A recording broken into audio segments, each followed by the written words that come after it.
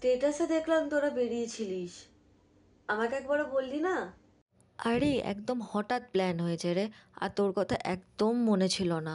We are sorry রে, কিছু মনে করিস না প্লিজ। বলছি তাহলে কাল আমরা বেরোচ্ছি তো? আমি কিন্তু বাড়িতে জানিয়ে দিয়েছি। কখন বেরোবো তাহলে? এই না রে, আমার কাল হচ্ছে না, নেক্সট উইক চল। কিন্তু আমার তো কালকেই হবে, আমি তো বলেছিলাম আমার পরের উইকটা হবে না। তাহলে তোর সাথে পরে একবার প্ল্যান করে নেবো। তোরা আজ আবার বেরিয়েছিলি আর আমাকে ভুলে গেলি? আরে উই থট কি তুই বিজি আছিস, তার জন্য তোকে আমরা ডিস্টার্ব করিনি। তোরা বললি যে রিয়াকে তোরা জন্মদিনে আলাদা আলাদা গিফট দিবি, তার জন্য আমিও আলাদাই গিফট দিলাম। কিন্তু তোরা তো সবাই মিলে একসাথে দিলি, আমারটা কি এক্সট্রা হয়ে গেছিল? হ্যাঁ, তো প্রবলেম কি আছে?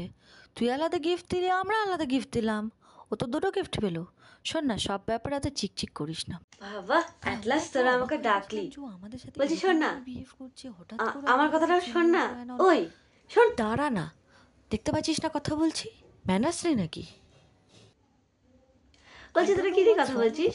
আমাকে বল না, আমিও তাদের সাথে জয়েন করি। থাকতে তুই বুঝবি না রে, তুই চুপচাপ খাবারটা খা।